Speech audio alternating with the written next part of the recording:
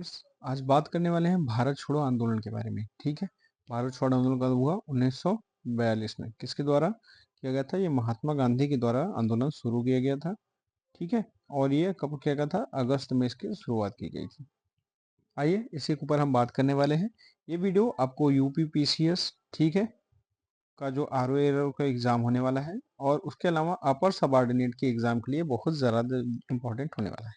आपसे रिक्वेस्ट है वीडियो को पूरा लाइक करके, ठीक है, प्लीज़ लाइक करके चैनल को जरूर सब्सक्राइब करिएगा। चलिए शुरू करते हैं आर्टिकल को।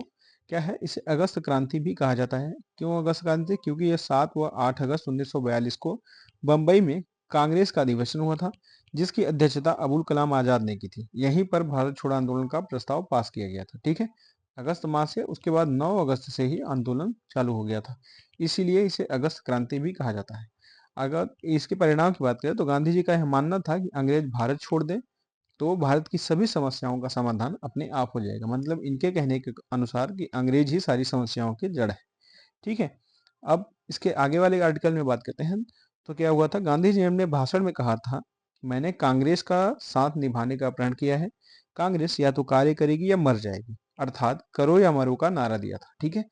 करो या मरो का नारा इसी परिप्रेक्ष्य में दिया गया था कि कांग्रेस कार्य करेगी अथवा कांग्रेस खत्म हो जाएगी, न कि करो या मरो में गांधी जी का मतलब हिंसात्मक तरीके का था। ठीक है। ये हिंसात्मक तरीके में करो या मरो का नारा नहीं था कि आप हिंसा करिए। ठीक है। बल्कि इनके नारा का लक्ष्य क्या क्या था? कांग्रेस या कार्य करेगी या मर जाएगी, अर्थात खत्म हो जाएगी। ठीक है। उसके अलावा गांधी जी ने यहीं पे क्या कहा था? हम अपनी गुलामी स्थायी बनाए जाना देखने के लिए जिंदा नहीं रहेंगे। मतलब कांग्रेस अपना काम करेगी। 8 अगस्त की मध्य रात्रि के बाद से ही सरकार ने बड़े कांग्रेसी नेताओं की गिरफ्तारी की योजना बना ली। ठीक है। 7-8 अगस्त को मुंबई में अधिवेशन हुआ। इसी के बाद जो सरकार थी, गवर्नमेंट, ठीक है, गवर्नमेंट मतलब ब्रिटिश इंडिया, ठीक है, इन्होंने क्या है 8 अगस्त की रात्रि से ही कांग्रेस के बड़े नेताओं की गिरफ्तारी की योजना बना ली। 9 अगस्त को जवाहरलाल नेहरू या गांधी जी, ठीक है, सुबह गिरफ्तार कर लीजिए। ठीक है। इस आंदोलन में हिंसा और अहिंसा का मिश्रण देखने को मिला। सरकार ने इसका कठोरतापूर्वक दमन किया। परिणाम स्वरूप इस आंदोलन में एक भूमिगत संगठनात्मक ढांचा भी तैयार हुआ। ठीक है। संगठनात्मक भूमिगत का मतलब ये रेडियो संचालन से था। ठीक है। मतलब जो डायरेक्ट रूप से आंदोलन में नहीं शामिल हुए, वो भूमिगत या बैकवर्ड से अपने आंदोलन को चला रहे थे। ठीक है। अब ये क्वेश्चन बनता है आपका, एक यूपीएससी में इसमें क्वेश्चन बना है। ठीक है। यूपीएससी में 2013 या 14 के आसपास हिस्ट्री का क्वेश्चन बना है। रेडियो प्रसारण का सर्वप्रथम कार्य आंदोलन शुरू होने के 5 दिन बाद ही, मतलब 14 अगस्त को सर्वप्रथम उषा मेहता ने प्रारंभ किया था। ठीक है। क्वेश्चन यही बना है कि रेडियो मतलब भारत छोड़ो आंदोलन के दौरान रेडियो का संचालन किसने किया था? तो सबसे पहले किसने किया? उषा मेहता ने शुरू किया था। ठीक है। किसने? उषा मेहता का आप लोग नाम ध्यान रखिएगा। जबकि एक केंद्र बाबू भाई चला रहे थे, जबकि राम मनोहर लोहिया लोहिया नियमित रूप से कांग्रेस रेडियो पर बोलते थे। नवंबर 1942 में पुलिस ने इसे खोजा, निकाला और जब्त कर लिया। इस अपराध में उषा मेहता व बाबू भाई को 4 वर्ष की सजा हुई। ठीक है। ये दो लोग चोरी छिपे रेडियो का संचालन कर रहे थे, उषा मेहता और बाबू भाई। जबकि राम मनोहर लोहिया वो नियमित रूप से कांग्रेस में बोलते थे। अब गांधी जी को आगा खां पैलेस पूना में कैद किया गया। ध्यान दीजिएगा, अगर आगा खां पैलेस का क्वेश्चन बनता है आपसे तो ये कहाँ है? ये भारत छोड़ो आंदोलन के दौरान हुआ। ठीक है। ठीक है। भारत छोड़ो आंदोलन के दौरान आगा खां पैलेस। वहीं अगर एक क्वेश्चन बनता है सविनय अवज्ञा आंदोलन के दौरान, ठीक है, सविनय अवज्ञा आंदोलन के दौरान भी इनको पूना में ही कैद किया गया था, लेकिन वो जेल थी यरवदा। ठीक है। यरवदा जेल में इनको उस समय कैद किया गया था। ध्यान दीजिएगा, सविनय में क्या हुआ था? सविनय में हुआ था यरवदा। ठीक है। आप लिख देता हूँ ताकि आप लोग को कंफ्यूजन ना रहे। सविनय में यरवदा हुआ था। वहीं भारत छोड़ो में क्या हुआ था? भारत छोड़ो में कहाँ हुआ? आगा खां पैलेस में। ठीक है। कहाँ पे? आगा खां पैलेस में हुआ था। ठीक है। जहाँ पे 10 फरवरी 1944 से उन्होंने 21 दिन का उपवास रखा।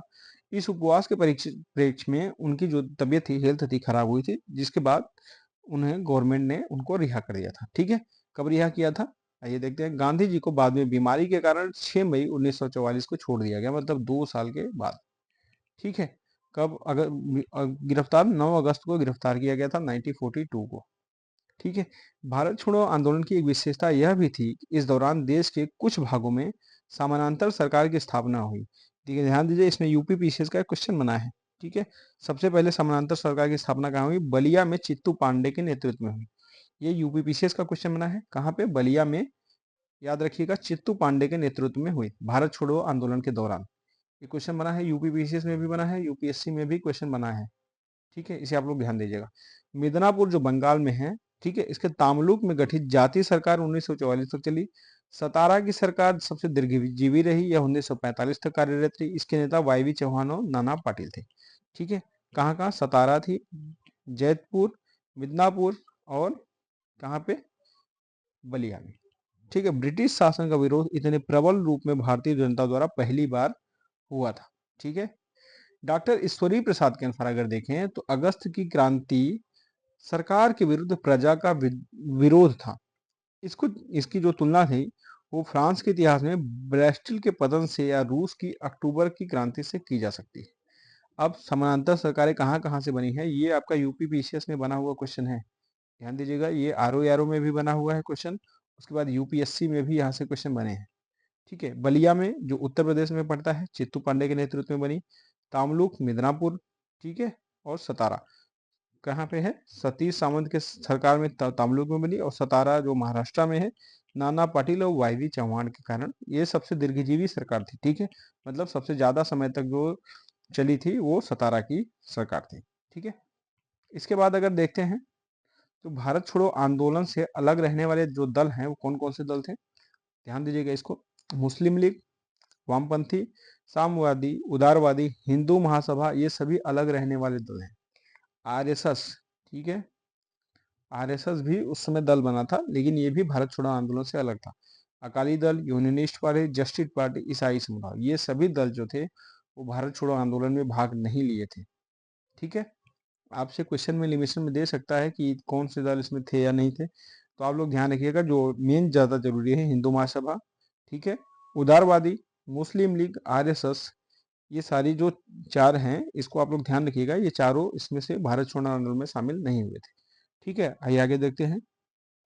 इसके बाद आता है वेवेल योजना 1945 का। ठीक है, लॉर्ड वेवेल विश्व युद्ध में भारतीयों का सहयोग पाने के लिए 14 जून 1945 को अपनी एक योजना की घोषणा की, जिसे वेवेल योजना के नाम से जाना जाता है। उस समय द्वितीय विश्व युद्ध चल रहा था। ठीक है, और इस समय भारतीयों का सहयोग प्राप्त करने के लिए वेवेल ने ये योजना की घोषणा की। इसके मुख्य बिंदु की अगर नजर डालें तो पहला क्या है? केंद्र में एक नई कार्यकारिणी का गठन किया जाएगा, जिसमें वायसराय एवं कमांडर इन चीफ को छोड़कर सभी सदस्य भारतीय होंगे। ठीक है, रक्षा एवं विदेश विभाग को छोड़कर सभी विभाग भारतीयों के हाथों में होंगे। ठीक है, मतलब मिलिट्री और जो फॉरेन डिपार्टमेंट था इसको छोड़ के सभी भारतीयों के हाथ में। ध्यान दीजिएगा, इसमें वित्त भी शामिल है। ठीक है, वित्त को भी भारतीयों के हाथ में ये देने का प्रस्ताव था। ठीक है, फाइनेंस को। उसके बाद कार्यकारिणी में 40%, अगर आरक्षण की बात की जाए तो 40% सवर्ण हिंदू, 40% मुसलमानों का आरक्षण, वहीं 20% अन्य वर्ग के सदस्य मतलब एससी और एसटी को शामिल किया गया था। ठीक है, वायसराय की मंत्रियों की राय ठुकराने का अधिकार होगा, लेकिन अकारण राय नहीं ठुकराएगा। उसके बाद आता है शिमला का सम्मेलन 1945 का। ठीक है, कब हुआ था शिमला सम्मेलन? याद रखिएगा, 25 जून 1945 को हुआ था। वेवेले योजना पर विचार करने हेतु वायसराय ने शिमला में एक सर्वदलीय सम्मेलन बुलाया। इसमें 21 नेताओं ने भाग लिया है। ठीक है, इस सम्मेलन में मुस्लिम सदस्य चुनने के मुद्दे पर सम्मेलन असफल हो गया। ठीक है, जो मुस्लिम लीग था उसमें अपना सदस्य अध्यक्ष चुनने के लिए सम्मेलन असफल हो गया। कांग्रेस ने एक मुस्लिम अबुल कलाम आजाद को कार्यकारिणी में रखने के लिए चुना, लेकिन जिन्ना ने कहा कि मुस्लिम सदस्य चुनने का अधिकार केवल मुस्लिम लीग को है। ठीक है, कांग्रेस को नहीं है। इसी मुद्दे पर यह योजना भी असफल होगी। इसमें क्या है, जो आपका मेन जरूरी होता है, शिमला सम्मेलन सम्मेलन ये कब हुआ? आप लोग इसे ध्यान रखिएगा, 25 जून 1945 को हुआ था। ठीक है, 1945 को। वहीं भारत छोड़ो आंदोलन कब हुआ था? 8 से 9 अगस्त 1942 को। ठीक है, वेवेल योजना वो भी 45 है। ठीक है, उसके बाद शिमला सम्मेलन ये भी जून में 45 में। ठीक है, आपसे क्वेश्चन में ये दे सकता है एलिमिनेशन के लिए, ये कब हुआ? ये 14 जून को हुआ था। ठीक है, 14 जून को ये योजना प्रस्तुत की गई थी। उसके बाद 11 दिन बाद शिमला सम्मेलन हुआ था। ठीक है, आप लोग क्रम याद रखिएगा। फिर उसके बाद आता है कैबिनेट मिशन योजना। इसी के द्वारा भारत को जो आज़ादी की बात चल रही थी कैबिनेट की, यही एक मन है। कैबिनेट योजना 1946 की भारत की राजनीतिक समस्याओं के समाधान के लिए ब्रिटिश प्रधानमंत्री एटली ने 19 फरवरी 1945 को कैबिनेट मंत्रियों का एक मिशन भेजने की घोषणा की।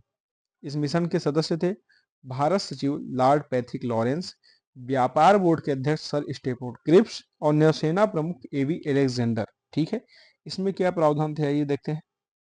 चूंकि ये सभी सदस्य जो थे वो ब्रिटिश सरकार के कैबिनेट मतलब कैबिनेट मिनिस्टर के केंद्रीय थे, इसलिए इसे कैबिनेट मिशन के नाम से जाना जाता था। ठीक है, इसका उद्देश्य क्या था? सत्ता के हस्तांतरण से संबंधित लघुकालीन एवं दीर्घकालीन व्यवस्था का निर्माण करना था। कैबिनेट मिशन 23 मार्च 1946 को भारत पहुंचा। ध्यान दीजिएगा, ये आप लोग सन ध्यान रखिएगा। ठीक है, डेट और टाइम याद रखें। 23 मार्च 46 को भारत पहुंचा। 5 सप्ताह तक विभिन्न दलों और वर्गों के नेताओं से वार्ता की, लेकिन कोई निष्कर्ष नहीं निकल पाया। ठीक है, अंततः कैबिनेट मिशन ने 16 मई ठीक है 1946 को अपनी तरफ से एक योजना प्रस्तुत की, जिसे हम कैबिनेट मिशन योजना कहते हैं। इसके मुख्य बिंदुओं की अगर बात करें तो इसमें क्या था? ब्रिटिश भारत एवं देशी रियासत को मिलाकर भारत संघ का निर्माण किया जाएगा। ठीक है, भारत संघ की अवधारणा का जो विकसित अवधारणा है, ठीक है, मान लीजिए पाकिस्तान का जो मांग था और हिंदुस्तान की मांग को, ये सभी को मिक्स करके भारत संघ का निर्माण किया जाएगा, जिसमें देशी रियासत भी शामिल होते थे। दूसरा क्या है? संघ की व्यवस्थापिका एवं कार्यपालिका प्रांतों तथा देशी राज्यों के प्रतिनिधियों से मिलकर गठित होगी। ठीक है, मतलब एक तरीके की इसमें संसद की बात की गई, जिसमें सभी दलों को, सभी क्षेत्र के लोगों को शामिल किया जाएगा। ठीक है, उसके बाद संविधान बनाने के लिए एक संविधान सभा का गठन होगा। संविधान सभा के सदस्यों की संख्या 389 होगी, जिसमें 292 सदस्य ब्रिटिश भारत के थे, 93 सदस्य देशी रियासतों के और 4 सदस्य जो चीफ कमिश्नर प्रांत के होंगे। ठीक है, प्रत्येक प्रांत से 10 लाख की जनसंख्या पर एक प्रतिनिधि होगा, जो वर्तमान में भी ये व्यवस्था चल रही है। ठीक है, लेकिन ये व्यवस्था ऐसे राज्यों के लिए है जहां पे जनसंख्या 60 लाख से अधिक है। वर्तमान में जो सीटों का ये अभी व्यवस्था चल रही है, ये इसी आधार पर चल रही है, 10 लाख की जनसंख्या का। ठीक है, प्रत्येक राज्य के लिए उतने हिसाब से एक सीट का बंटवारा किया गया है। अगला क्या है? प्रत्येक प्रांत के लिए निर्धारित स्थान जनसंख्या के आधार पर मुस्लिम, सिख व सामान्य के आधार पर विभाजित किए जाएंगे। मतलब इस तरीके इसमें आरक्षण का प्रावधान किया गया था। ठीक है, एक अंतरिम सरकार का गठन किया जाएगा, जिसमें सभी दलों के लोगों को सम्मिलित किया जाएगा। मतलब जब तक आप रेगुलर सरकार नहीं बनती प्रत्यक्ष चुनाव के आधार पर, तब तक एक अंतरिम सरकार का गठन रहेगा। यदि कोई दल सम्मिलित नहीं होना चाहे तो भी अंतरिम सरकार का गठन होगा। मतलब ये हर कीमत पे अंतरिम सरकार का गठन किया जाता था। ठीक है, आइए आगे देखते हैं। अब अंतरिम सरकार के गठन की बात करें तो संविधान निर्माण का कार्य पूरा होने तक देश का प्रशासन चलाने के लिए एक अंतरिम सरकार की व्यवस्था की बात कैबिनेट मिशन में की गई थी। ठीक है, ध्यान रखिएगा, ये वर्ड आपसे फैक्ट में पूछा जाएगा। ठीक है, अंतरिम सरकार के बारे में। प्रारंभ कांग्रेस एवं मुस्लिम लीग दोनों ने कैबिनेट मिशन योजना को स्वीकार कर लिया। ठीक है, किसने? मुस्लिम लीग और कांग्रेस दोनों ने स्वीकार कर लिया। लेकिन जब संविधान सभा के परिणाम सामने आए तो मुस्लिम लीग अपनी कमजोर स्थिति को देखते हुए कैबिनेट मिशन योजना मानने से इनकार कर दिया और अपनी पाकिस्तान की मांग उसने पुनः दोहराई। ठीक है, मतलब भारत से अलग होने की मांग उसने दोहराई। अब बात आती है 16 अगस्त की, ये आपके लिए बहुत ज्यादा जरूरी होना है। ठीक है, ये आपके यूपीएससी, यूपीपीसीएस, उसके बाद ये बीपीएससी, ये सारे एग्जाम्स में ये क्वेश्चन पूछा गया है। ठीक है, जितने भी लोक सेवा आयोग या फिर वनडे के एग्जाम हैं, चाहे वो एसएससी हो, जेई हो, कुछ भी हो, ये क्वेश्चन पूछा गया है। प्रत्यक्ष कार्यवाही दिवस 16 अगस्त 1946 को मुस्लिम लीग ने प्रत्यक्ष कार्यवाही दिवस मनाया। इस अवसर पर भीषण सांप्रदायिक दंगे हुए। ठीक है, जो आतंकवादी घटनाएं हुए थे हिंदू वर्सेस मुस्लिम की, इस वर्ष 16 अगस्त 1946 को मुस्लिम लीग ने डायरेक्ट मनाया था। इसमें रेप, बलात्कार वगैरह, हिंसा, आगजनी, ठीक है, मर्डर, ये सारी चीजें हुई थी और ये लीग के द्वारा प्रत्यक्ष रूप से किया गया था। ठीक है, पाकिस्तान की मांग को फिर से रखने के लिए 24 अगस्त को 1946 को वायसराय ने अंतरिम सरकार गठन करने की घोषणा की। ठीक है, जो लोग कहते हैं भारत पाकिस्तान अलग क्यों हुआ, वो यही रीजन था कि पाकिस्तान अलग हुआ, कि कोई ऐसे कंडीशन इनको रखना भी ठीक नहीं था। 2 सितंबर 1946 को अंतरिम सरकार ने कार्य करना प्रारंभ किया। ठीक है, 2 सितंबर से अगस्त के बाद अगले महीने से करीब 15 दिन के बाद से ही अंतरिम सरकार कार्य करना शुरू कर दी। प्रारंभ में मुस्लिम लीग अंतरिम सरकार में सम्मिलित नहीं हुई। ठीक है, लेकिन अक्टूबर 1946 में सरकार को असहयोग करने के उद्देश्य से सरकार में सम्मिलित होने का निर्णय लिया गया। ठीक है, मतलब सरकार को असहयोग मतलब सहयोग ना करे और उस सब चीजों को जो भी बन रही है उसको नुकसान करने के उद्देश्य से लीग ने अंतरिम सरकार में सम्मिलित होने का निर्णय लिया।